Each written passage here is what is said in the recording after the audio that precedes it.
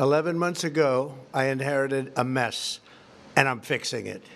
When I took office, inflation was the worst in 48 years, and some would say in the history of our country, which caused prices to be higher than ever before, making life unaffordable for millions and millions of Americans. This happened during a Democrat administration, and it's when we first began hearing the word affordability. Our border was open, and because of this, our country was being invaded by an army of 25 million people, many who came from prisons and jails, mental institutions, and insane asylums. They were drug dealers, gang members, and even 11,888 murderers, more than 50% of whom killed more than one person. This is what the Biden administration allowed to happen to our country, and it can never be allowed to happen again. En menos de un mes, Donald Trump cumplirá un año como 47º presidente de Estados Unidos y es hora de ir haciendo balance de lo que se suele llamar gestión, aunque aplicado a las políticas de Trump la palabra resulte grotesca. Decía el otro día el escritor español David Torres en Diario Red que le había gustado mucho el último argumento que Donald Trump se sacó de la manga para justificar un golpe de Estado en Venezuela. Desde una base aérea declaró esto, abro comillas, recuerden que Venezuela nos quitó todos nuestros derechos energéticos, nos quitaron todo nuestro petróleo no hace tanto, lo queremos de vuelta, nos lo quitaron ilegalmente, lo queremos de vuelta. Hace meses aludía a que Nicolás Maduro era un gángster, un narco, un dictador, pero ahora ya ni siquiera se molesta en sostenerlo. Ahora directamente dice que los venezolanos les robaron a Estados Unidos sus derechos energéticos, que les quitaron todo su petróleo, que lo robaron ilegalmente y que lo quieren de vuelta. No hay manera de expresar la bravuconería con que el tipejo de la Casa Blanca pretende apropiarse de las reservas petroleras de un país soberano, continúa Torres. Ya sabemos por sus delirantes reivindicaciones sobre Groenlandia, Canadá y el Canal de Panamá que la geografía no es precisamente el punto fuerte del actual presidente de los Estados Unidos, aunque tampoco es que ande muy fino en otras asignaturas que no sean el matonismo, la estulticia, el machismo y la fanfarronería. El petróleo venezolano es nuestro, porque lo digo yo y punto. El descaro de este avatar de Rico McPato, que se ha puesto la estrella de sheriff mundial con la que hacer y deshacer en el globo terráqueo a su antojo, es brutal. Le falta ponerse la corona de emperador él mismo, como Napoleón en Notre Dame, porque entre otras muchas cosas, Trump significa el final de la era de la diplomacia, el cierre de aquellos alambicados montajes de la CIA sobre dictaduras comunistas o lo que se les ocurriera, montajes que permitieron la demolición de gobiernos ilegítimos en África, Asia y Latinoamérica, la colocación a dedo de dictadores inmundos como el Shah, Pinochet, Mobutu o Suharto, el saqueo inagotable de recursos naturales y el asesinato impune de millones de seres humanos. América para los americanos, dijo el presidente Monroe en 1823, una doctrina que fue el primer santo y seña del imperialismo estadounidense, luego se amplió a los 5 continentes y que desde entonces se circunscribe en exclusiva a la América de las barras y estrellas, no a Canadá, ni a México, ni a todo lo que hay por ahí debajo, sino exclusivamente al insoportable vecino genocida y racista del norte. Esa América que Trump quiere hacer grande otra vez, ya sea a base de títeres bufones como Milei, ya sea derribando regímenes incómodos como el de Maduro. Lean el artículo completo en la web de Diario Red, es muy divertido a la vez que aterrador. Hoy en uno de los últimos capítulos de la Base América Latina del año 2025 hablaremos del primer año de Trump, año de caos y terremotos geopolíticos, año del repliegue estratégico de Estados Unidos, de quitarse las máscaras definitivamente, un año que nos hace sospechar que el baile recién empieza. Bienvenidos y bienvenidas. La Base América Latina. Marco Teruggi, imagino que ha sido bastante difícil resumir en una sola sección de datos la gestión de un presidente que en menos de un año ha firmado, por ejemplo, más órdenes ejecutivos que nadie y que ha tenido todo ese historial de bombardeos y de parar guerras y demás y demás y demás. ¿Qué nos traes? Cuántas cosas que pasaron con Mr. Trump. La verdad que sí, vamos a hacer un balance a nivel de política interna, a ver si el saldo le da más o menos favorable o no tanto. La impresión es que no, pero lo vamos a ir desgranando punto por punto a ver qué nos dejó este primer añito que termina de Trump en la Casa Blanca. Estefanía, compañera, ¿cómo miden los medios estadounidenses este primer año? ¿Qué están diciendo sobre Trump? ¿Están contentos? Cuéntanos. Bueno, los medios estadounidenses dijeron, se nos prometió la época dorada y no ha llegado, pero no han dicho para quién sí ha llegado. ¿Cuál es la historia? ¿Qué Estados Unidos nos están contando los medios? Ojo, no los medios independientes o los medios de izquierdas. Los medios del establishment pues no están muy contentos, pero sobre todo la base votante de Trump parece no estarlo y se ve reflejado en las notas que vamos a ver en mi sección. Y hoy nos acompañará desde Estados Unidos Zoe Alexandra. Ella es comunicadora, internacionalista, periodista de BT News y amiga de la base. Así que vamos a arrancar ya, Juanma. Debí tirar más datos. Con Marco Teruggi. Ojalá vivas tiempos interesantes, dice un proverbio chino que hicieron famoso los ingleses. Y no hay duda que estos son tiempos interesantes si aceptamos que interesante es sinónimo de caos, desorden y explosividad. Tres ingredientes que no le faltaron a lo largo de este 2025 desde que Donald Trump volvió a la Casa Blanca. Porque su regreso, como era de esperarse, fue de todo menos discreto y calmo. No hubo mes, digo más, no hubo semana en que no lograra hacer noticia por alguna de sus declaraciones. Y en eso hay que reconocerle su mérito, el de ser siempre el centro de la escena, justo él que se destaca por su narcisismo mesiánico de millonario, su yo y más yo. Y para hablar de este primer año, si les parece, dejemos de largo sus fantasías de ser papa, sus declaraciones de cambiar el Golfo de México al Golfo de América o su video hecho con inteligencia artificial donde está piloteando un avión llamado King Trump tirándole estiércol a manifestantes. Enfoquémonos en lo central, lo que hay detrás de tantos fuegos artificiales o de titulares para pensar qué nos dejó este 2025 trumpiano y sobre todo, qué es lo que viene. Porque justamente muchas veces todo el humo, todo lo rápido y furioso de Trump es para que no se hable de lo principal, o sea, para desviar la atención aquí, no allá donde sí importa. Así que armemos lo que fue este año de Donald Trump, que en este programa bautizamos como el rey del caos en el mes de junio, y veamos si le fue bien, mal, regular, o si todo ese ruido, toda esta estridencia trajo a final de cuentas lo que se conoce como suma cero, o sea, muy poco cambio. Bueno, vayamos para eso entonces. A ver, Estefanía, ¿con qué decís arrancar vos que conocés también Estados Unidos? Bueno, yo iría primero por uno de los temas que más se habló en su campaña, que fue la de la inflación, un tema que ha tenido mucha importancia en Estados Unidos en los últimos años, en particular por los picos de aumento de precios que hubo durante la pandemia, sobre todo hasta el 2022. Entonces, pues vayamos por ahí mejor, por su propia promesa y a ver si por la boca murió el pez. Bueno, fíjense que justo acaba de salir el último dato, el de noviembre, de la Oficina de Estadísticas Laborales, el oficial, donde la inflación, dice, fue de 2.7 interanual, o sea, de un año al otro. Esto es 0.3 menos que en septiembre, donde había sido de 3%. Claro, se preguntarán, ¿esto es mucho? ¿Esto es poco? Bueno, resulta que la última inflación de Joe Biden había sido en 3% interanual, igual que septiembre de Trump, ante lo cual en su momento Trump decía escándalo, cuánta inflación. Así que visto en esa perspectiva, bajarlo de 0.3 en 10 meses no parece un logro significativo, en particular tomando en cuenta que el objetivo era bajarla a 2%, o sea, un tercio. Pero además, en este tema de la inflación, pasa otra cosita más, ¿o me equivoco, Ina? Para nada, y es que el número de la baja de la inflación tampoco está tan claro. Según la agencia financiera Bloomberg, hay incoherencias en varios de los números con los que se hizo el cálculo, como como el de la baja del precio de la vivienda.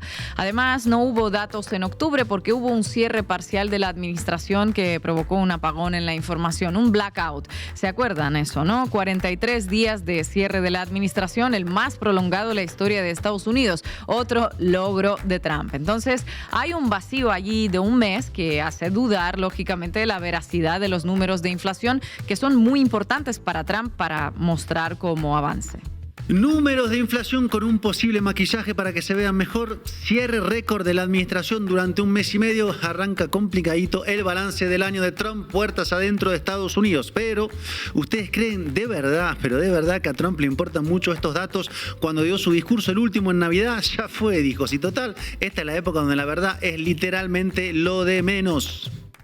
We're putting America first, and we are making America great again. Very simple. We are making America great again. Tonight, after 11 months, our border is secure. Inflation has stopped. Wages are up. Prices are down. Our nation is strong. America is respected, and our country is back, stronger than ever before. ¿Este país del que habla usted, señor, está entre nosotros en este momento, diría el meme? En fin, vayamos ahora a otro tema que se relaciona con el de la inflación, los aranceles, las tariff, como se dice en inglés, esa palabra preferida de Mr. Trump. Aranceles, esa palabra tan hermosa como dijo Trump y que la Fundación del Español Urgente escogió como la palabra del año del 2025, tomando en cuenta cómo esa palabra que había enterrado el neoliberalismo apareció todo el año desde la Casa Blanca. Y no vamos aquí a reconstruir todo el mapa de aranceles, no nos da el tiempo, y porque cambió a lo largo del año. ¿Por qué cambió? Bueno, por el uso que le dio Trump en su geopolítica. En algunos casos usó los aranceles para amenazar y después negociar, y no terminó imponiéndolos la mayoría, ¿no?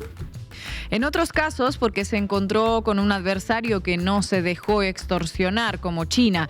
Beijing jugó una carta central para presionar a Estados Unidos: la restricción de exportación de tierras raras vitales para la industria militar y tecnológica.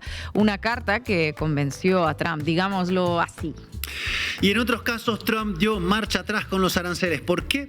Bueno, por el impacto inflacionario de los aranceles dentro de Estados Unidos. Su arancelazo mundial, ¿se acuerdan, no? Anunciado como el Día de la Liberación en abril, terminó teniendo un efecto boomerang en varios productos. ¿Cómo? Claro, al ponerle aranceles a la importación de productos, entonces los precios de esos productos subieron dentro de Estados Unidos para los consumidores finales. Digo yo, no era tan difícil anticiparlo.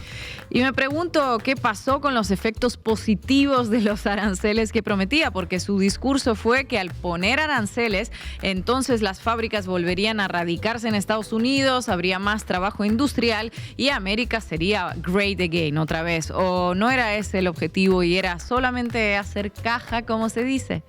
Bueno, caja, como caja la hizo. En total, los aranceles permitieron la recaudación de cerca de 250.000 millones de dólares. Caja, caja. En cambio, sobre el objetivo de volver a traer empresas para Estados Unidos, para que Estados Unidos vuelva a ser un país industrial, el balance está bastante más complicado para la Casa Blanca. Si hablamos en puestos de trabajo en el sector manufacturero, los números no van bien.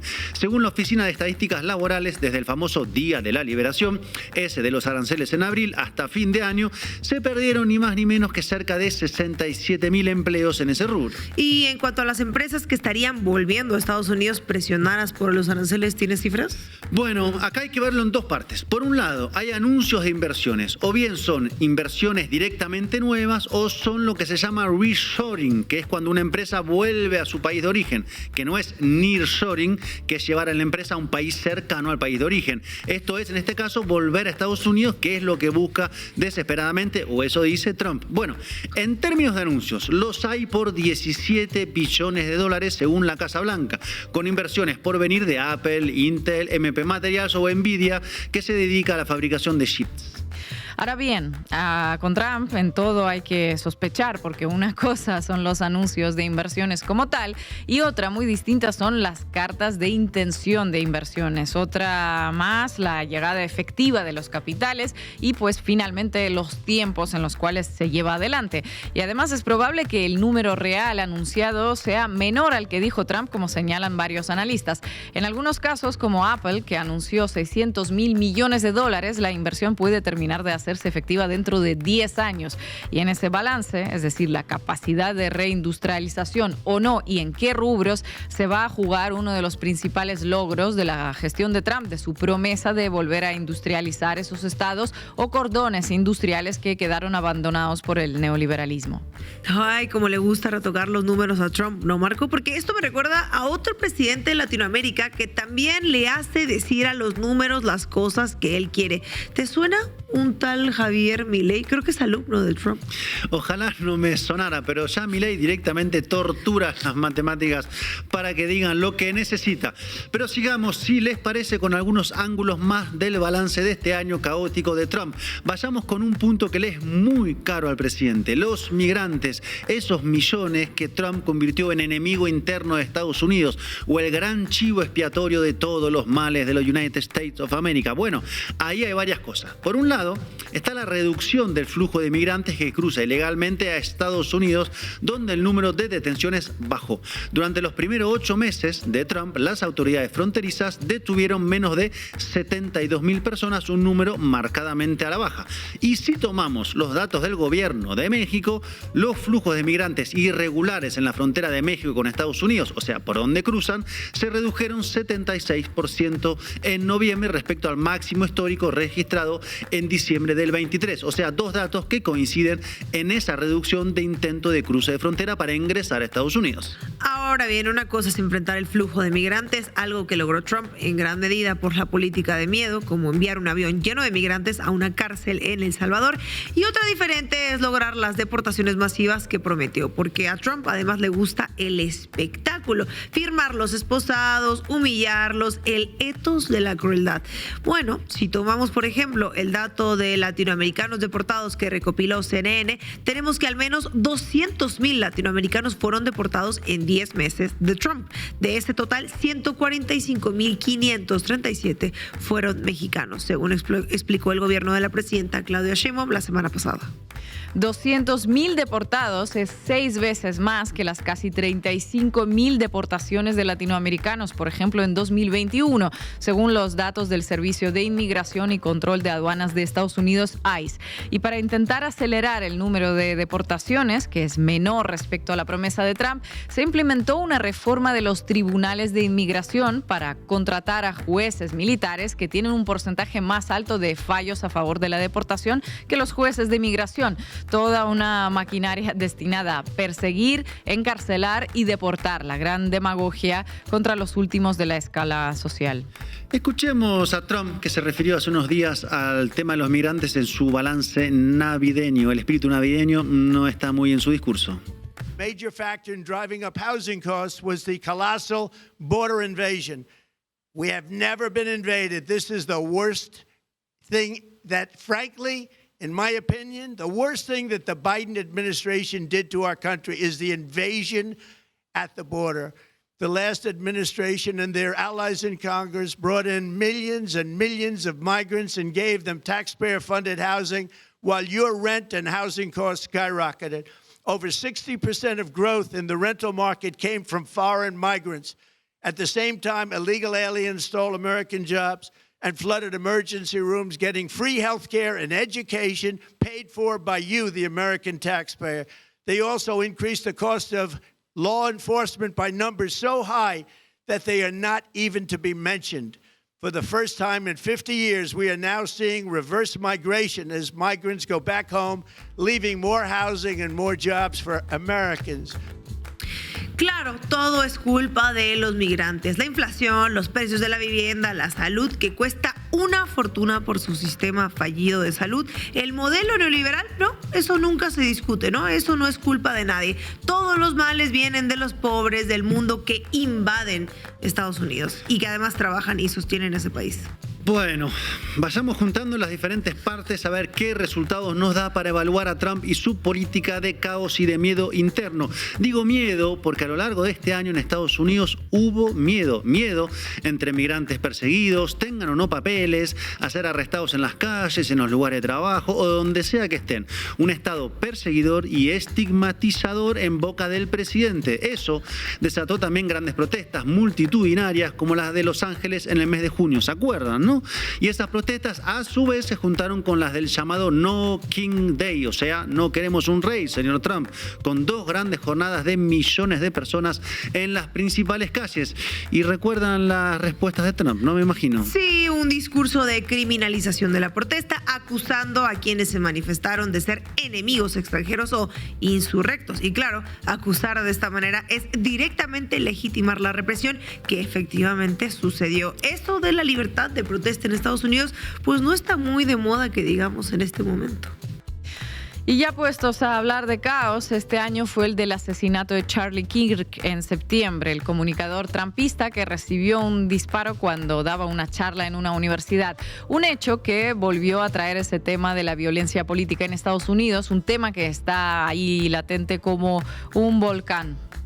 Kirk, un caso, ¿se acuerdan, no? Que tuvo muchísimo impacto, como el de Luigi Mangione, ¿también lo recuerdan? El joven que mató a un CEO de una gran empresa que lucra con la salud de la gente, o sea, cuyo negocio es que los enfermos se mueran y no que se curen porque eso cuesta dinero.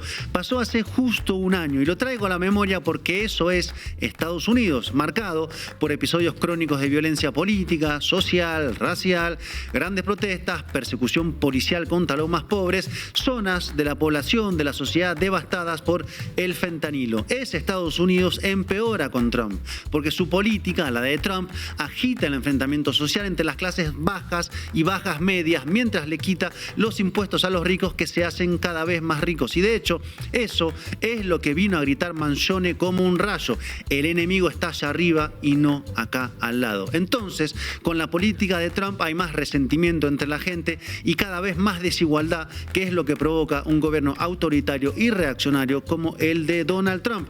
Y se preguntarán si le está yendo bien con esta demagogia punitivista. Bueno, en parte, pero solamente porque no nos olvidemos que ni más ni menos que en la ciudad de Nueva York ganó hace muy poquito un alcalde como Zoran Madmani con propuestas progresistas de izquierda, así que le dijo, recordarán esa escena fascista a Trump en la Casa Blanca. Antes de cerrar, Marco, ¿tienes números de aprobación de Trump? Porque sé que no andan muy arriba, ¿no? Así es, Estefanía. Según el promedio de encuestas que realiza Real Clear Politics, 43.2% lo aprueba contra el 53.9% que lo desaprueba. Recordemos que inició con 50.5% de aprobación y 44.3% de desaprobación, y las curvas entre aprobación y desaprobación se invirtieron a partir del 13 de marzo a partir de ahí tuvo más desaprobación que aprobación, y la gran prueba que va a enfrentar Trump será en 2026, o sea, mañana nomás, en las elecciones de medio término, o sea, a 2 años de haber empezado su mandato y a 2 años de terminarlo. Ahí se va a jugar una parte central de la correlación de fuerzas de su gobierno, ya que se va a redefinir el mapa del Congreso, donde por ahora tiene mayoría en ambas cámaras. Así que, con elecciones por delante en menos de un año en Estados Unidos, lo más seguro es que 2026 sea más rápido y más furioso. Tiempos interesantes, eso seguro. Muchísimas gracias, Marco. And I also have a message tonight for the incredible people of Greenland. We strongly support your right to determine your own future. And if you choose, we welcome you into the United States of America. We need Greenland for national security and even international security, and we're working with everybody involved to try and get it. But we need it really for international world security. And I think we're going to get it. One way or the other, we're going to get it. We didn't give it to China. We gave it to Panama, and we're taking it back.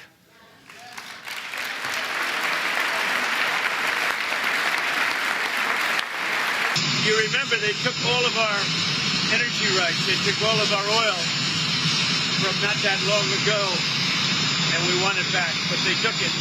They illegally took it. Estefanía Veloz, vamos arriba. Vamos arriba. Cuéntamelo todo y exagera con Estefanía Veloz. The Guardian, 20 de diciembre del 2025. Donald Trump prometió una nueva edad dorada para la economía estadounidense. ¿Dónde está? Y dice la nota, la mayoría de los estadounidenses aún no han visto este auge, pero ciertamente han escuchado mucho sobre él de parte del presidente. El artículo analiza la baja de empleo, los altos costos de vida y la inflación. Y podríamos decir por el titular que entonces esta edad o esta época dorada existe solo en los discursos. Ya como un vecino que te cuenta todos los días sobre su Ferrari, pero siempre lo ves llegando pues en un camioncito destartalado. NPR publica, Trump batalla por encontrar su mensaje económico en medio del escepticismo de los votantes. Dice, cuando Político le preguntó qué calificación le daría él mismo a la economía, respondió él, un 10, sumándose al mensaje a veces desconectado, está el enfoque de Trump, en las renovaciones multimillonarias de la Casa Blanca, un nuevo salón de baile, un gabinete con múltiples millonarios y los viajes regulares del presidente a su lujoso club en Mar-a-Lago. Y NPR pone el dedo en la llaga. Mientras los estadounidenses no pueden pagar el supermercado, el presidente está renovando el salón de bailes de la Casa Blanca. Pero esto no es solo una cosa de percepción. Las encuestas se han hecho muy populares en los medios estadounidenses el último mes. PBS News publicó el 17 de diciembre. Los estadounidenses están más insatisfechos que nunca con el manejo de la economía de Trump, muestra encuesta. Y muestra que el 57% de los estadounidenses desaprueba cómo Trump está manejando la economía. Es la calificación de aprobación más baja que ha tenido en el tema en cualquiera de sus dos mandatos. Las preocupaciones económicas están alimentando un sentimiento general de pesimismo. Mientras el 2025 llega a su final, más de la mitad de los estadounidenses se describieron como teniendo una visión más negativa de lo que vendrá. 57% pesimistas sobre el futuro, y esto no es una encuesta de algún think tank progresista, no, es PBS, NPR, Marist. Son instituciones públicas y se podría decir además bastante sobrias en el mundo del periodismo estadounidense. Y ojo que dicen que hace un año la gente tenía esperanza de que el 2025 traería alivio. Ahora están peor y ya no creen que mejoraría. Eso no es solo desaprobación únicamente, eso es desesperanza también. Ina, ¿cómo no habría desesperanza si, según lo publicado por una encuesta de la agencia AP, cerca de la mitad de los estadounidenses dice que es más difícil que lo usual poder pagar regalos navideños en esta Navidad específicamente, este año? Y mira que no poder comprar regalos en el país más capitalista del mundo durante la celebración de mayor consumo, pues ya dice mucho de la crisis interna que se vive. La nota de AP titulada "Esta temporada navideña no es muy alegre para los consumidores", según una encuesta de AP North, explica que esta temporada de fiestas no es tan alegre para los compradores estadounidenses, ya que grandes sectores de la población están recurriendo a sus ahorros, buscando ofertas y sintiendo que pues la economía en general está estancada bajo el presidente Donald Trump, según una nueva encuesta AP North, insisto. Y de este porcentaje, 44% son votantes republicanos. 44% de los propios republicanos dicen que la economía va mal. 44%, eso es casi la mitad de su base electoral, admitiendo que el jefe pues no estaría cumpliendo. Y ahora, ¿por qué estarían tan molestos estos republicanos? La revista Fortune da algunas luces con esta nota titulada "Trump dice que la asequibilidad", que ya tenemos un programa hablando sobre esto, que en realidad es pobreza, es una estafa demócrata y un engaño, pero casi 3/4 partes de sus votantes piensan que el costo de vida es malo o el peor de la historia. La nota menciona que la encuesta hecha por el medio Político muestra que el 57% de los votantes de Trump afirma que Biden aún tiene plena o casi plena responsabilidad por la economía actual. Sin embargo, el 25% culpa a Trump total o casi completamente. No es poco el 25%. Casi 3/4 partes de los votantes de Trump creen que el costo de vida es malo o el peor de la historia. El 37% de los estadounidenses que votaron por él en el 2024 creen que el costo de vida es el peor que pueden recordar. Entre todos los votantes, el 45% nombró los alimentos como lo más difícil de pagar. Vaya. ¿Y cuál es la respuesta del presidente de los Estados Unidos de América en esta época navideña, donde vimos que hay un porcentaje importante que no tiene para comprar regalos navideños y que los precios suben y suben? Qué triste no poder comprar un regalo de Navidad.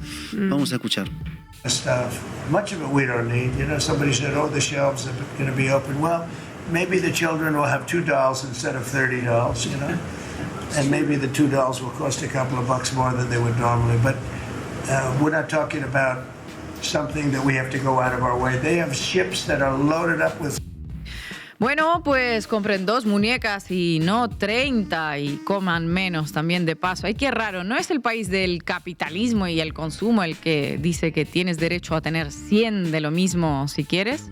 Y también, evidentemente, negar por completo la inflación, diciendo que no hay inflación y culpando a los demócratas por eso. Siempre es culpa de alguien más, ¿no? Me parece. Siempre es culpa de alguien más.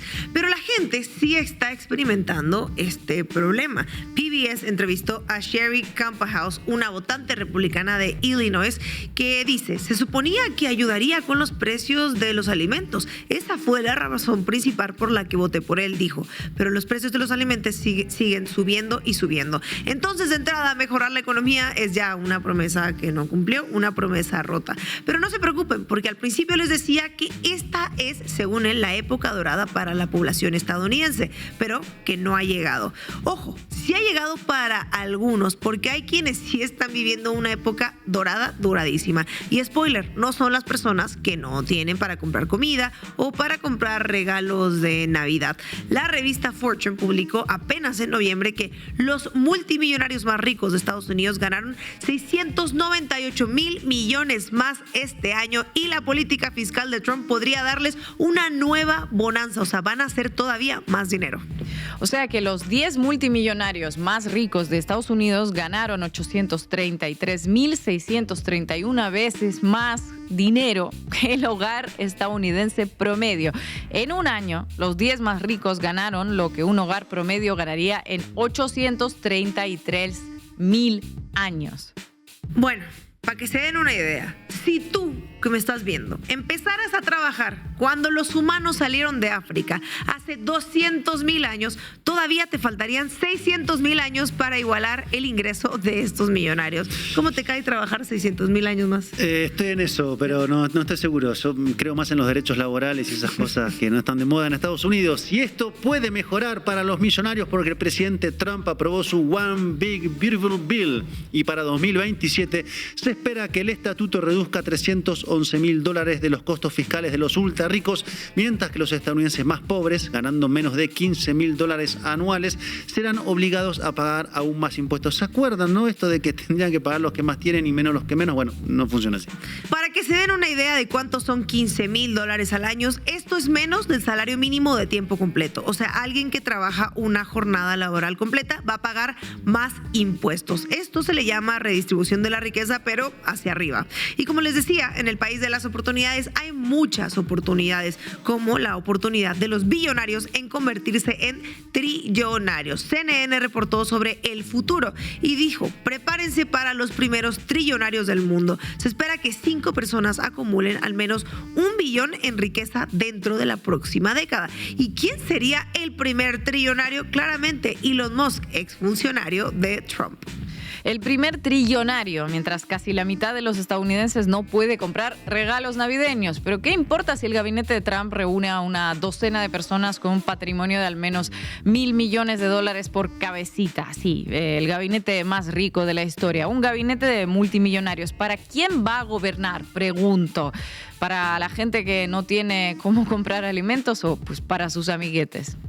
Y la verdad es que esa época dorada para la clase trabajadora se ve cada vez más lejos. Pues de hecho, el Día de Acción de Gracias, que suele ser la cena que simboliza la abundancia estadounidense y se celebra en noviembre, usualmente comiendo un pavo, que este año fue el pavo más caro de la historia. El pavo de Acción de Gracias, que es el símbolo de la prosperidad estadounidense, costó 25% más que el año anterior.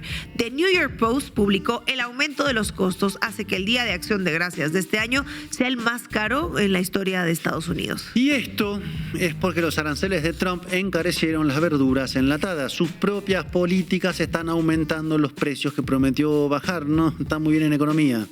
La edad dorada de América comienza ahora mismo, dijo el presidente, mientras ya ni para el pavo les alcanza a los estadounidenses. Y es por eso que hay esa desesperanza que mencionaba Sina. NPR publicó que el 70% de los estadounidenses dicen que las cosas se han vuelto demasiado inasequibles y tienen una visión sombría de la economía futuro, obviamente. Y dice la nota, mientras el nuevo año se acerca, casi 6 de cada 10 dijeron que son más pesimistas sobre lo que viene para el mundo en el 2026. O sea, el futuro para los billonarios es ser trillonarios y el de la clase media es no saber si van a poder comprar regalos de Navidad del próximo año, pavo o comida o lo que sea. Y The Wall Street Journal, que no es exactamente un periódico socialista, criticó directamente a Trump a través de su editorial. Los editores del Wall Street Journal criticaron a Trump porque la edad dorada no aparece por ningún lado, o esta época dorada que anunciaba él.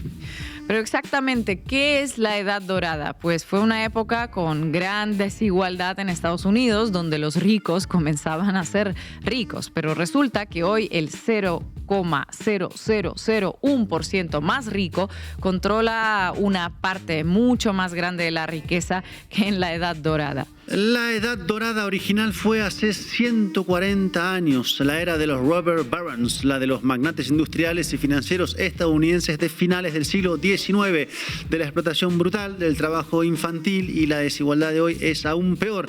Así que cuando Trump dice la Edad de Oro de América comienza hoy, quizá tenga razón, pero no de la manera que cree quien lo votó. Y eso que les cuento hoy no viene de medios enemigos, viene de The Atlantic, NPR, PBS, Fortune, Newsweek, Axios, CNN, el Wall Street Journal. Son medios del establishment estadounidense y hoy están pintando un retrato de un país triste, un país donde la mitad de la gente es pesimista sobre el futuro, donde el costo de vivir es el peor que pueden recordar en la historia. Hace casi un año, Trump dijo el día de su inauguración esto. The golden age of America begins right now.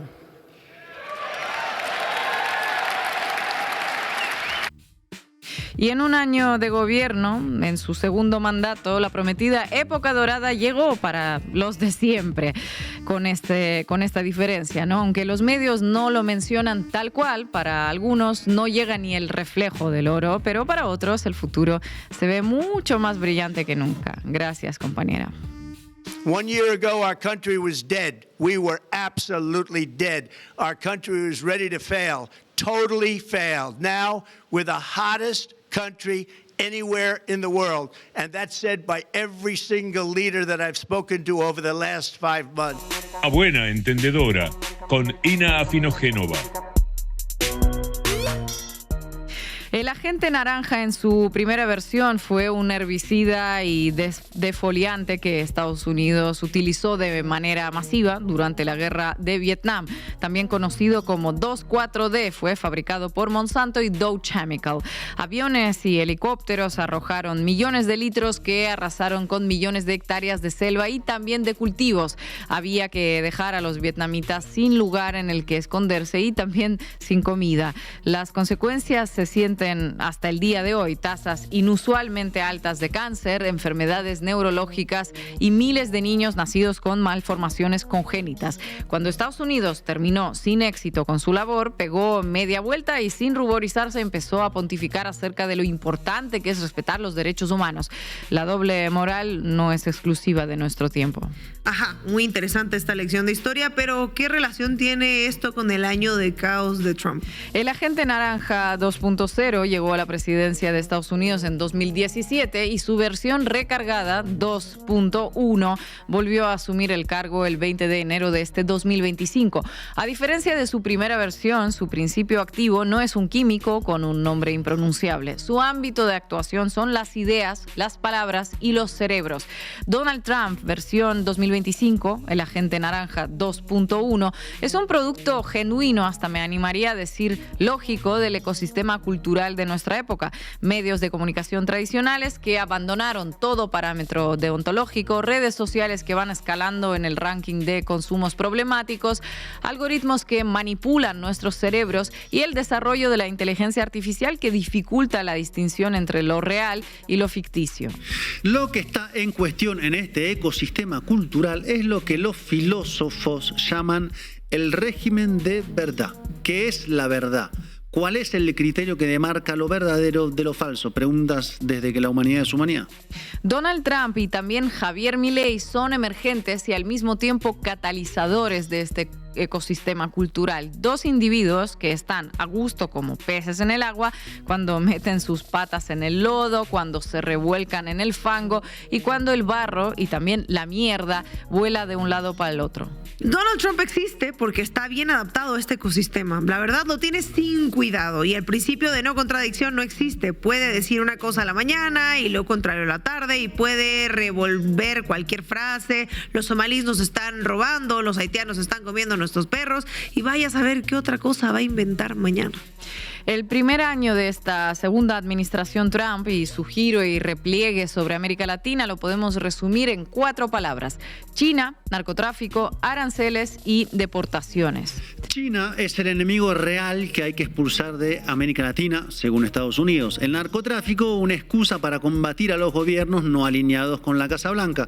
Los aranceles son utilizados como un elemento extorsivo para lograr concesiones. La geopolítica, los aranceles y las deportaciones son el síntoma emergente de nuevos regímenes políticos que incorporan dosis de racismo explícito y una violencia organizada desde el Estado, sea lo más arriba, contra franja de los sectores subalternos. El tema del narcotráfico es el que mejor ejemplifica cómo opera Trump. El discurso pone en primer plano el combate al narcotráfico, pero si vamos a los actos de gobierno, lo que encontramos es una verdadera pasión narcotraficante. Por combatir a este flagelo se preguntarán, bueno, justo al revés. Mientras se escenifica el combate mediante el programa de ejecuciones extrajudiciales en el Mar Caribe, los vasallos más obedientes en Latinoamérica y los que reciben mayor apoyo del gobierno de Estados Unidos son los regímenes más ligados al narcotráfico. Este es el caso de Javier Milei en Argentina, que fue rescatado por el Departamento de Tesoro cuando su gobierno peligraba. Los vínculos entre miembros del gobierno y del partido oficial de La Libertad Avanza y el narcotráfico se vienen multiplicando y algunos terminan en causas judiciales. El narcotraficante Fred Machado, recientemente extraditado a Estados Unidos, aparece financiando a candidatos del partido de Milei. Cualquier cosa, ¿no? Así está Argentina. Otro caso es el de Daniel Noboa en Ecuador, cuya empresa dedicada a la exportación de bananos es señalada por la Unión Europea como un actor central en el tráfico de cocaína hacia el viejo continente. Y el ejemplo más flagrante de esta pasión narcotraficante es el muy reciente indulto al expresidente de Honduras, Juan Orlando Hernández, que estaba condenado por la justicia de Estados Unidos a 45 años de prisión. Lo indultó Trump. En paralelo a esta línea de acción en la que son premiados quienes tienen vínculos con el narcotráfico, se acusa, se señala, se estigmatiza, se amenaza a otros presidentes como Gustavo Petro y Nicolás Maduro porque serían narcocomunistas terroristas que están amenazando a Estados Unidos. El tercer tema, además de China y el narcotráfico, que ocupa un lugar central en la agenda de las relaciones entre Estados Unidos y Latinoamérica, es el de los aranceles. Donald Trump dice y se desdice, sube alícuotas que luego rebaja y establece plazos que luego modifica. Pero dentro de esta maraña, ¿para qué fueron utilizados los aranceles? En un primer momento, para obligar a los países, principalmente de América Central, a que recibieran a las personas deportadas. En el caso de Brasil, los aranceles fueron más caprichosos. Un castigo por el juicio y la condena a Jair Bolsonaro, donde mejor podemos ver el objetivo de fondo es el caso de los gobiernos que se asumen como los vasallos. Los aranceles a El Salvador, a Ecuador y a Argentina fueron un instrumento para firmar un preacuerdo de libre comercio, donde los 3 países abren sus mercados y entregan sus materias primas sin recibir casi nada a cambio. El otro tema central es de las deportaciones y el sustrato racista legado a ellas. Mucho se debate acerca de si las nuevas ultraderechas son fascismo, protofascismo o iliberales. Es evidente que por ahora no estamos ante un fascismo como los de las décadas del 30 y el 40 del siglo pasado, pero en el tema de las deportaciones, en el componente racista alrededor de ellas, es donde podemos ver un síntoma que emparenta a los nuevos ultras con sus antepasados. ¿En qué puede derivar esta política en la medida en que se radicalice? La población latina en Estados Unidos alcanza los 68 millones de personas. ¿Qué ocurriría si un movimiento social de origen latino se pusiera de pie dentro de Estados Unidos? ¿Podría surgir como contraparte un movimiento de la población blanca con camisas negras? Lo que hasta hace solo 2 semanas teníamos que deducir o leer entre líneas quedó explicitado a partir de la publicación de la nueva estrategia de Seguridad Nacional de los Estados Unidos. Luego de décadas donde el foco de la política exterior de los gringos recorrió el mundo, desde la Unión Soviética hasta China, pasando por Medio Oriente, ahora la prioridad vuelve al origen, al núcleo más íntimo, importante del poder de Estados Unidos en el mundo, su control de América Latina y el Caribe, o sea, nosotros y nosotras. La nueva estrategia de seguridad nacional permite dos interpretaciones antagónicas. Unos, los menos, creen que es una oportunidad, algo así como un plan Marshall, como no quiero inmigrantes en mi frontera, pues necesito que en estos países se viva bien. Como me repliego porque ya no puedo dominar todo el mundo, necesito un espacio geoeconómico dinámico para contrarrestar la fuerza emergente de Asia-Pacífico. Según esta versión, Latinoamérica estaría ante una oportunidad actuando como socio de Estados Unidos en su intento de reindustrializarse. La reindustrialización de la potencia derramaría hacia el resto del continente, siempre según esta versión. En la vereda del frente hay otra interpretación. Si la primera es la de un plan Marshall, la segunda la podemos llamar un plan Irak o su variante un plan Libia. La sospecha de lo que viene en América Latina es un triste cover de lo que ya pasó en Medio Oriente en las últimas 3 décadas. Intervenciones brutales, destrucción de países en función de mantener el control de los recursos naturales e impedir su acceso a los competidores. Como necesito competir con China, tengo que conseguir mano de obra barata y recursos naturales regalados. Días antes, Donald Trump dijo que Venezuela le robó a Estados Unidos el petróleo que es de Venezuela, una declaración que ya mencionamos y que avala este segundo enfoque. Lo seguro es que en esta segunda etapa del agente naranja recargado no apunta a Vietnam ni tampoco a Medio Oriente. Su nueva obsesión es Latinoamérica, y hacia aquí dirige el poder de sus toxinas ideológicas. Sus palabras son proyectadas a escala mundial a partir de empresas tecnológicas que con la manipulación de los algoritmos están tomando el control de nuestras conciencias. En esa disputa, nuestras cabezas son parte del campo de batalla, al igual que los recursos naturales. ¿Plan Marshall o una Libia de escala continental? ¿Estados Unidos se reindustrializa y lleva al cielo a sus socios o los arrastra hacia el fondo en su caída? ¿Cuál será el rol de las burguesías dependientes que han sido patrocinadoras del saqueo? ¿Están dispuestas a sacrificar el país donde realizan sus negocios? Y una última pregunta, la más importante. ¿Está Latinoamérica preparada para resistir este golpe? This happened during a Democrat administration, and it's when we first began hearing the word affordability. Our border was open, and because of this, our country was being invaded by an army of 25 million people, many who came from prisons and jails, mental institutions, and insane asylums. They were drug dealers, gang members, and even 11,888 murderers, more than 50% of whom killed more than one person. This is what the Biden administration allowed to happen to our country, and it can never be allowed to happen again.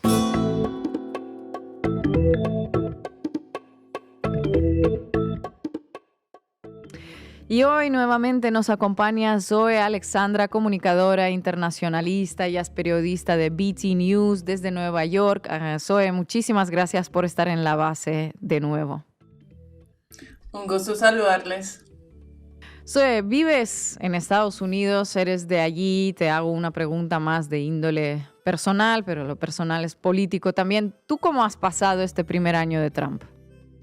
Bueno, ha sido un año lleno de retos y sorpresas, la verdad.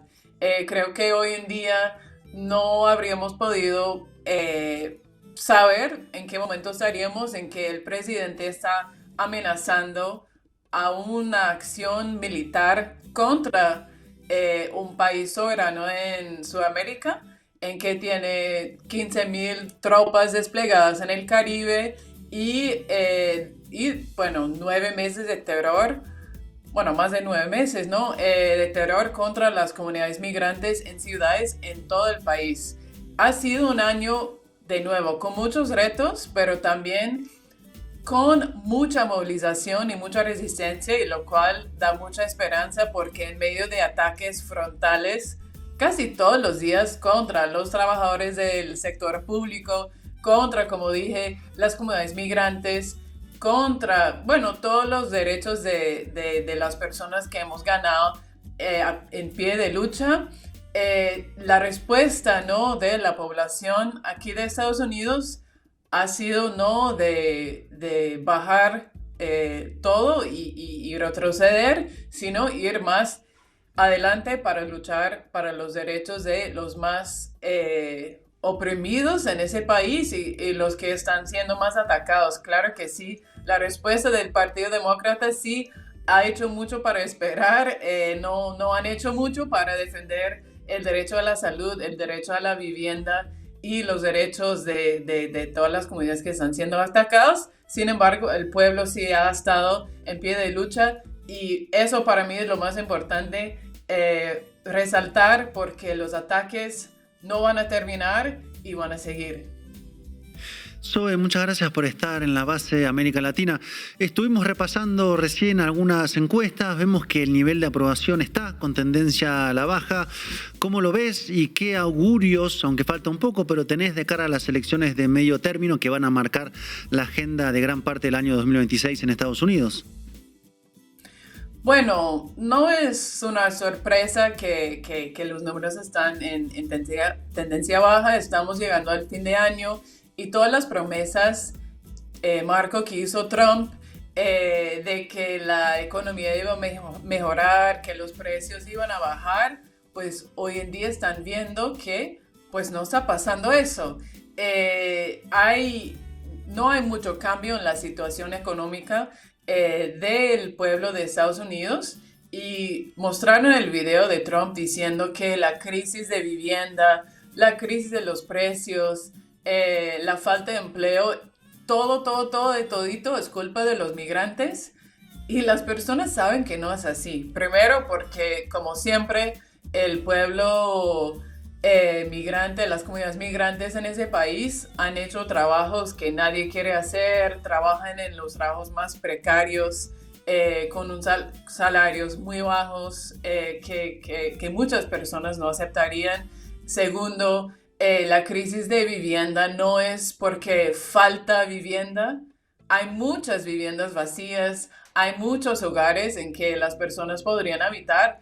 El tema son las empresas inmobiliarias y de que no hay vivienda accesible para las personas de bajos ingresos.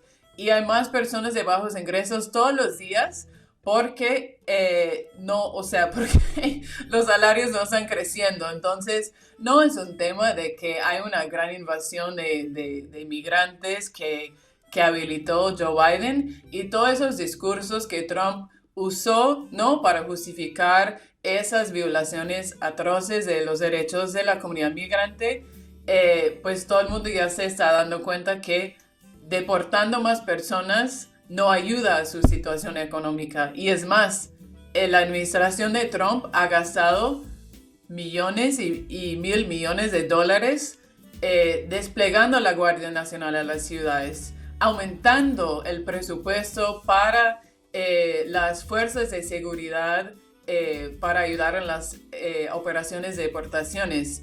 Ha gastado $1,000 millones todos los días para mantener toda esa infraestructura militar que tiene en el Mar Caribe. Entonces, ¿dónde están los intereses de la administración de Trump?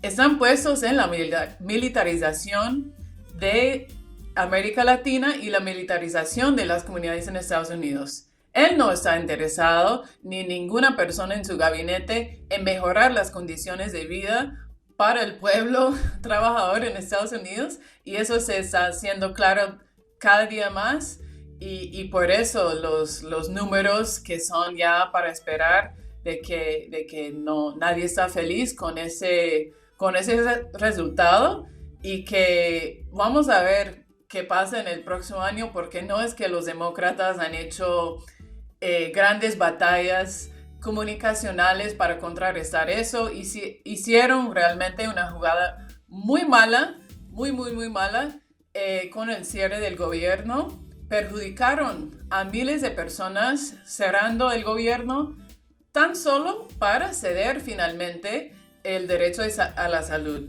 Y bueno, deben saber que el sistema de salud en Estados Unidos es hiper privatizado y estaban luchando para preservar un modelo ya caduco que no sirve, en que las personas tienen que pagar cientos de dólares para acceder a un servicio que tampoco les da para ir al médico y no pagar. Entonces, los demócratas están en su manera luchando para preservar el status quo y no están promoviendo una agenda en que las personas ven que habrán cambios a su favor. Entonces tampoco es decir que los demócratas van a ganar todo, y los demócratas progresistas que están saliendo para dar batalla para los cupos de los demócratas más conservadores están siendo casi que no quieren que esos demócratas más progresistas sean los candidatos. Entonces, la opción progresista para el próximo año casi no existe. El mismo partido no quiere que salgan a combatir contra los republicanos. Entonces, son dos partidos que van a defender el status quo y no al pueblo. Zoe, ya nos adelantabas un poco que nadie estaba contento, pero ¿qué tal la base de trumpista, la base republicana? ¿Todavía le permite un margen al presidente Donald Trump para que termine de cumplir sus promesas electorales? Bueno, han habido grandes discusiones dentro de lo que podríamos llamar el MAGAverso, que tiene que ver con los archivos de Epstein, que tiene que ver con el mismo Estado de Israel, y él ha tratado de contener toda esa ira que está irrumpiendo de una coalición bastante débil, porque son muchas fuerzas que están dentro con corrientes nazistas, supremacistas blancas, hasta personas que son más, digamos, entre comillas, moderadas. Él ha tratado de usar, ¿no?, el discurso de que los ataques a los migrantes van a beneficiar a todos y todas.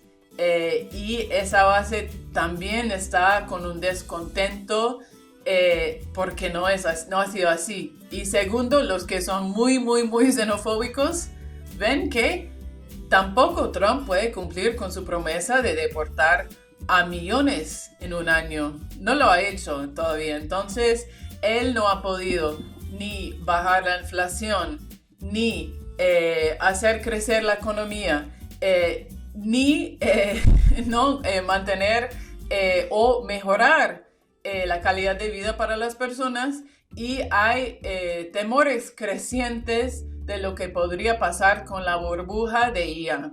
Entonces es un momento de mucha incertidumbre en la economía, y que ven que Trump realmente está con los ojos puestos en la guerra, en la militarización y en acuerdos fallidos con Rusia y Ucrania y en otras partes del mundo. Entonces ven que hay una dispersión dentro de la administración de Trump de no poder ni siquiera terminar lo que ha empezado. Entonces yo creo que el descontento es generalizado. Sin embargo, claro que el MAGAverso tiene su base muy fuerte que lo va a defender hasta las últimas circunstancias, pero tal vez las personas que quieren, por ejemplo, hacerse salir como candidato para el próximo periodo, o que son influencers que quieren ganar con más seguidores, van a seguir fomentando ese conflicto dentro del MAGAverso, lo cual siempre está bueno cuando la clase dominante está peleándose entre sí. Zoe, muchísimas gracias por tu análisis y te mandamos un fuerte abrazo desde Ciudad de México. Bueno, nos vemos pronto. Gracias a ustedes y feliz año. Feliz año. Feliz año. Y llegamos al final de nuestro programa Balance del primer año de Trump. No se olviden de suscribirse al canal La Base América Latina en YouTube. También pueden hacerse socias y socios de Canal Red. Es necesario apoyar el periodismo independiente. Aquí les dejamos un QR en pantalla, lo escanean y así nos apoyan. Y también para los que siempre preguntan cómo escucharnos en Spotify, no sé, hay oyentes que no terminan de encontrarnos ahí, les dejamos otro QR que les va a llevar directamente a nuestra lista de reproducción y nos vamos a ver aquí mañana. Hasta pronto.